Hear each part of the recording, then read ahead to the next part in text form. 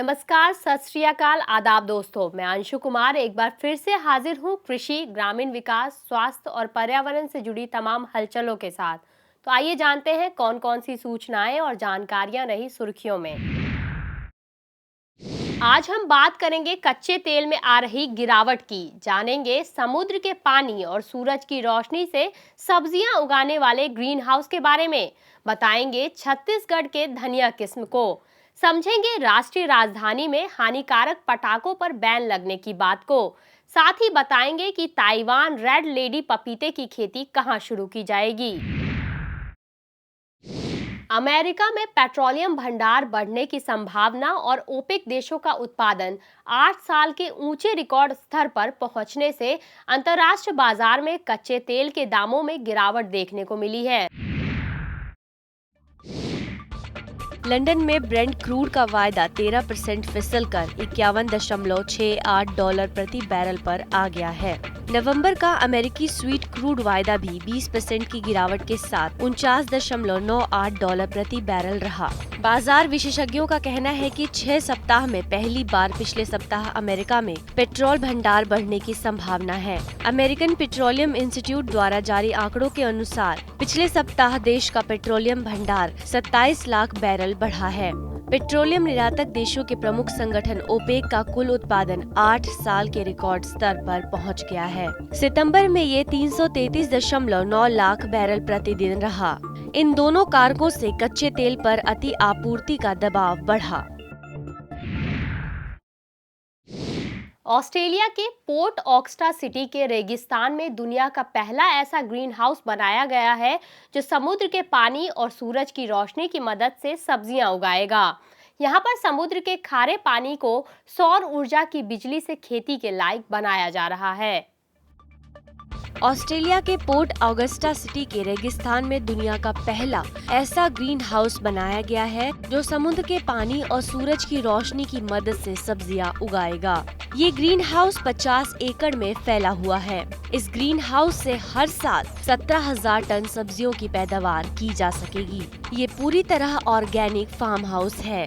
अभी यहाँ टमाटर की पैदावार शुरू की गई है। जी हाँ, इस सीजन में 17,000 टन का उत्पादन किया गया है। फार्म हाउस में 23,000 सोलर प्लेट लगाए गए हैं। इससे एक दिन में 39 मेगावाट बिजली पैदा की जाती है। इस ग्रीन हाउस के लिए यहाँ पर स्पेंसर खाड़ी से 2 किलोमीटर लंबी पाइपलाइन बिछाकर समुद्र का पानी लाया गया। यहाँ पेड़ पौधों को बचाने के लिए उनके बगल में पानी में डूबे कार्डबोर्ड रखे जाते हैं। तपती धरती की वजह से यहाँ पौधों को जमीन की बजाय नारियल के भूसे में उगाया जाता है। इस प्रोजेक्ट की शुरुआत 2010 में हुई थी। ओमान, कतर और यूएई में ऐसे प्रोजेक्ट्स पर काम चल रहा है, जबकि पुर्तगाल और अमेरिका में भी इस प्रकार के ग्रीन हाउस बनाने को लेकर तैयारी चल रही है। भारत सरकार ने ये तय कर लिया है कि रूस से आने वाले कच्चे हीरो के आयात में बिचौलियों की भूमिका को हटाया जाएगा। साथ ही हीरो के आयात से जुड़े तमाम नियमों को आसान बना दिया जाएगा। भारत सरकार ने ये तय कर लिया है कि रूस से आने वाले कच्चे हीरों के आयात में बिचौलियों की भूमिका को हटाया जाएगा। इस सप्ताह के अंत में गोवा में होने वाले ब्रिक्स शिखर सम्मेलन से पहले भारत के प्रधानमंत्री नरेंद्र मोदी और रूस के राष्ट्रपति व्लादिमीर पुतिन के बीच होने वाली मुलाकात में भी इस सवाल पर बातचीत होने की संभावना जताई जा रही है। साल 2015 में भारत ने इसके लिए मुंबई के भारत डायमंड एक्सचेंज के एक विशेष कस्टम जोन की स्थापना की, जिसमें रूस से आने वाले हीरो की सीधी आपूर्ति की सुविधा उपलब्ध कराई गई है। भारत रूस से आने वाले कच्चे हीरो की नीलामी प्रक्रिया को विकसित करने के लिए इस सुविधा का आगे विकास करने को तैयार है।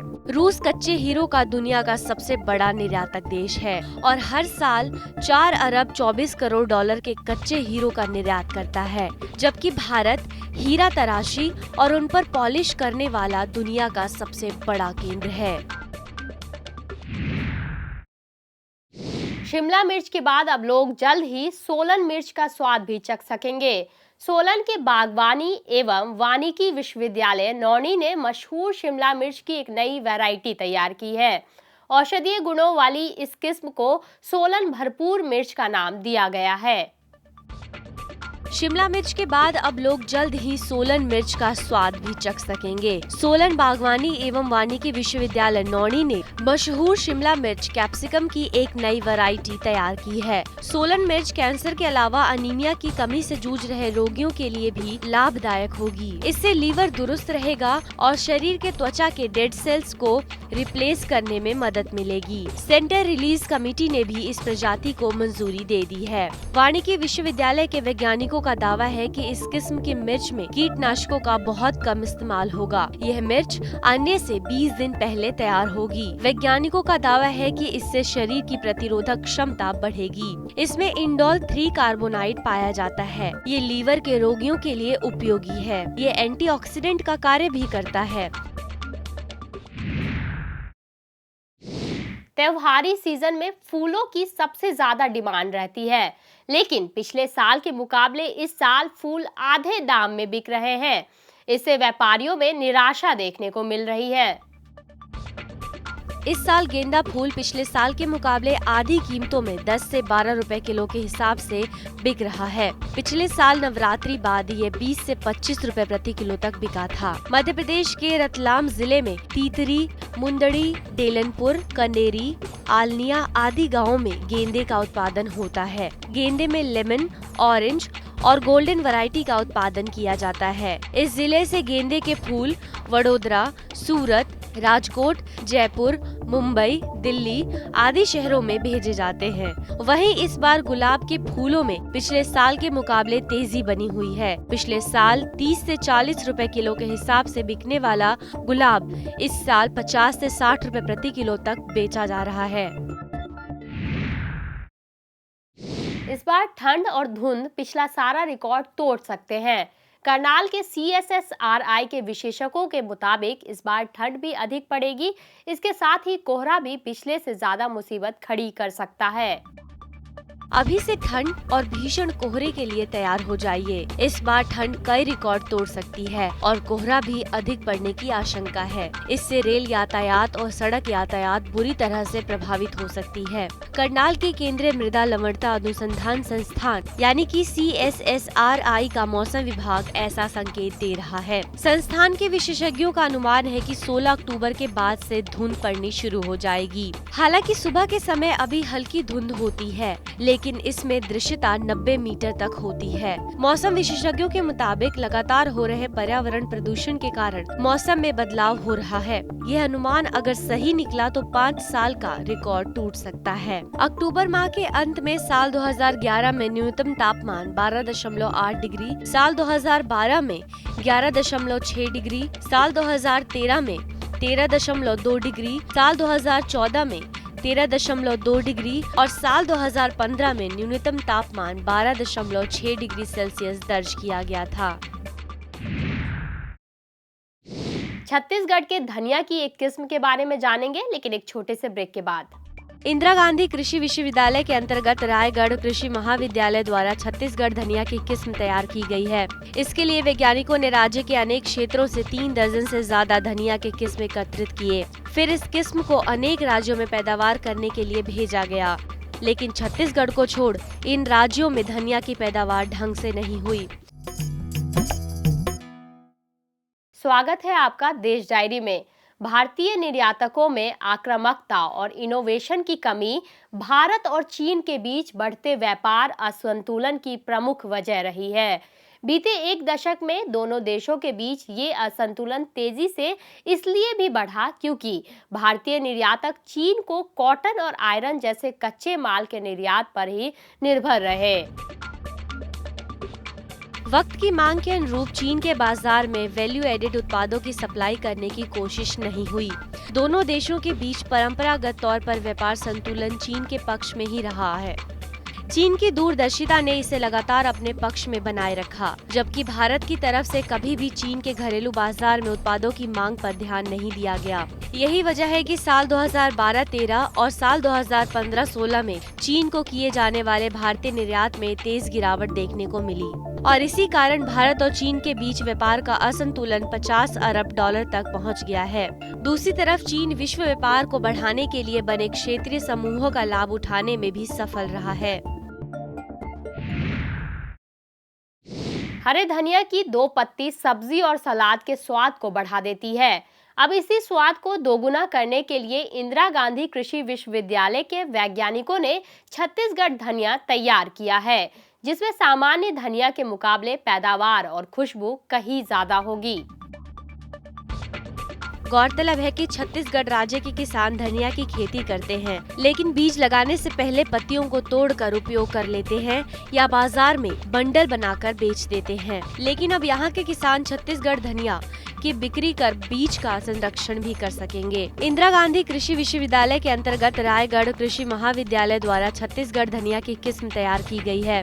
इसके लिए वैज्ञानिकों ने राज्य के अनेक क्षेत्रों से 3 दर्जन से ज्यादा धनिया के किस्म एकत्रित किए। फिर इस किस्म को अनेक राज्यों में पैदावार करने के लिए भेजा गया, लेकिन छत्तीसगढ़ को छोड़ इन राज्यों में धनिया की पैदावार ढंग से नहीं हुई। छत्तीसगढ़ धनिया की ऊंचाई औसत 7 सेंटीमीटर से अधिकतम 75 सेंटीमीटर तक है। प्रति हेक्टेयर उत्पादन 8 से 10 क्विंटल के बीच है। शुरुआती तौर पर कम मात्रा में इस किस्म की बीज किसानों को दे दी जा रही है।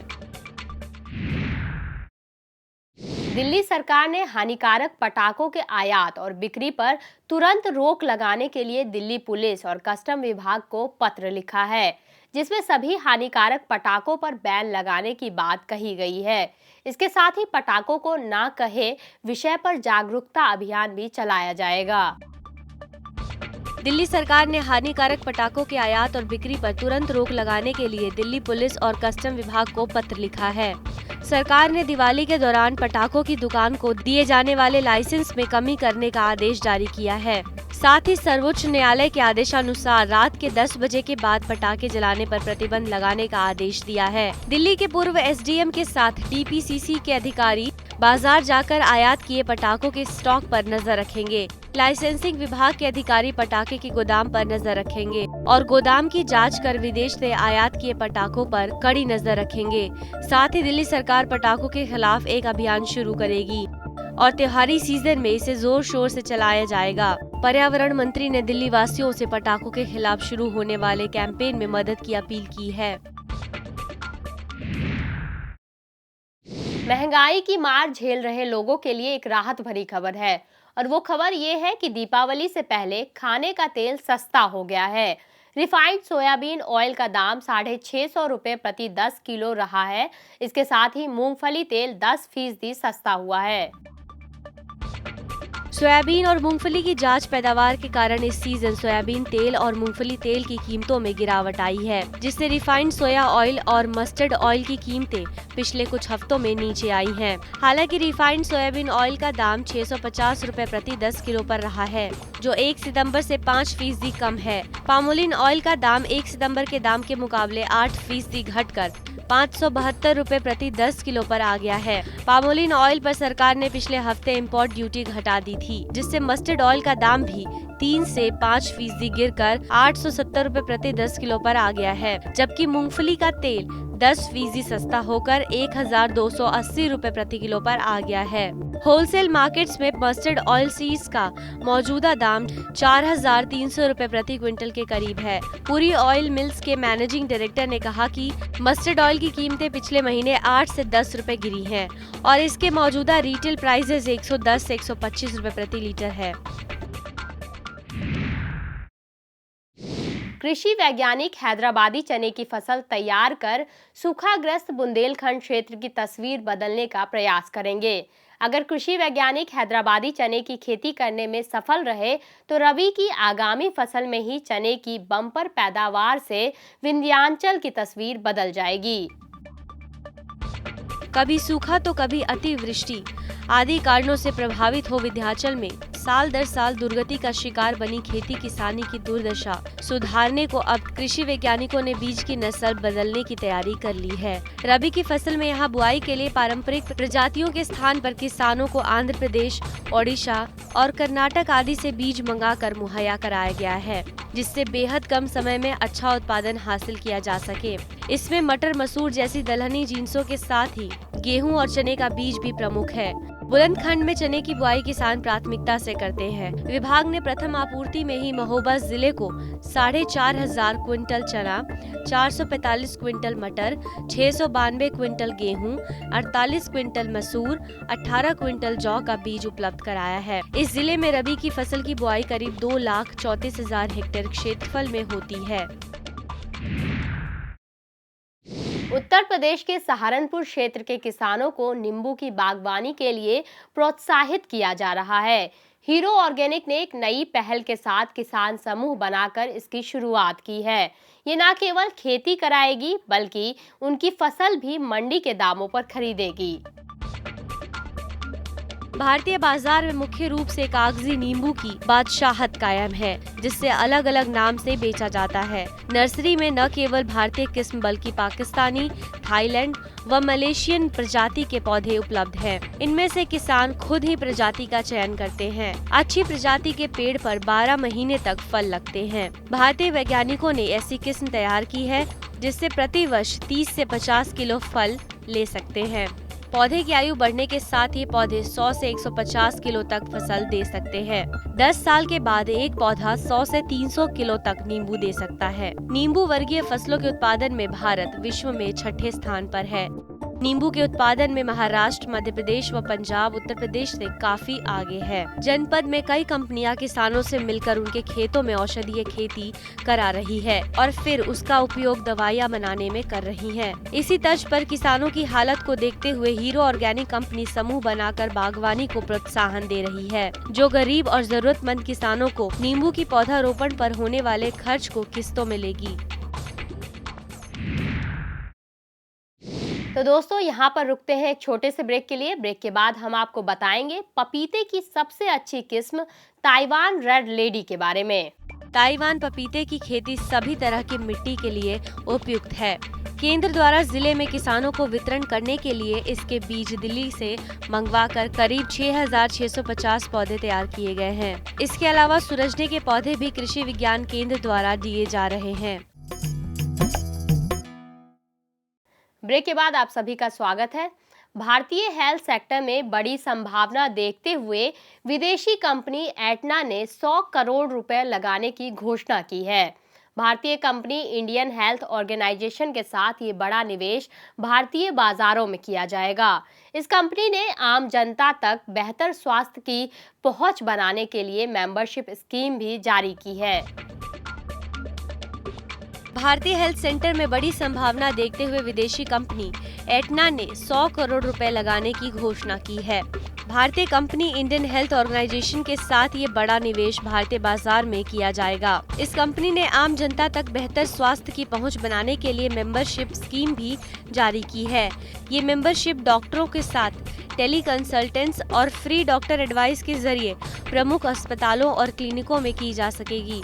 इसके अलावा इस पैकेज में मुफ्त संपूर्ण हेल्थ चेकअप भी मुहैया कराया जाएगा। मेंबरशिप कराने पर 10 से 20% तक का डिस्काउंट भी मिलेगा। इस मेंबरशिप की कीमत 4 सदस्य वाले परिवार की 1 साल के लिए 5,880 रुपए है। इसके अलावा सदस्यों को धारा 80D के तहत छूट दी जाएगी। इंडियन हेल्थ ऑर्गेनाइजेशन के प्रबंधक निदेशक मानसीज मिश्रा ने कहा है कि एक भारतीय परिवार का लगभग 66 से 76% स्वास्थ्य खर्च बाहरी रोगों से जुड़ा है, जिसमें सलाह लेना, दवाएं, स्वास्थ्य जांच और अन्य छोटे उपचार शामिल हैं। मध्य प्रदेश के उज्जैन जिले में फलों के उत्पादन को बढ़ावा देने के लिए पपीते की खेती को प्रोत्साहित करने की योजना बनाई है। इसके तहत पपीते की सबसे अच्छी किस्म ताइवान रेड लेडी की खेती जिले में शुरू होने जा रही है। इस किस्म के पौधे किसानों को कृषि विज्ञान केंद्र से 15 रुपए प्रति पौधे की दर पर मिलेंगे। मध्य प्रदेश के उज्जैन जिले में फलों के उत्पादन को बढ़ावा देने के लिए पपीते की खेती को प्रोत्साहित करने की योजना बनाई गई है। इसके तहत पपीते की सबसे अच्छी किस्म ताइवान रेड लेडी या ताइवानी पपीता की खेती जिले में शुरू होने जा रही है। इस किस्म के पौधे किसानों को कृषि विज्ञान केंद्र से 15 रुपए प्रति पौधे की दर पर मिलेंगे। ताइवान पपीते की खेती सभी तरह की मिट्टी के लिए उपयुक्त है। केंद्र द्वारा जिले में किसानों को वितरण करने के लिए इसके बीज दिल्ली से मंगवाकर करीब 6,650 पौधे तैयार किए गए हैं। इसके अलावा सूरजने के पौधे भी कृषि विज्ञान केंद्र द्वारा दिए जा रहे हैं। कुपोषण से निपटने के लिए ये पौधे बड़ी संख्या में महिला एवं बाल विकास विभाग द्वारा लगाए जाएंगे। उत्तराखंड के पिथौरागढ़ जिले के राजकीय कृषि बीज संवर्धन प्रक्षेत्र में पिछले 3 साल से फंगस लगने से धान की फसल चौपट हो रही है। खामी बीज में बताई जा रही है।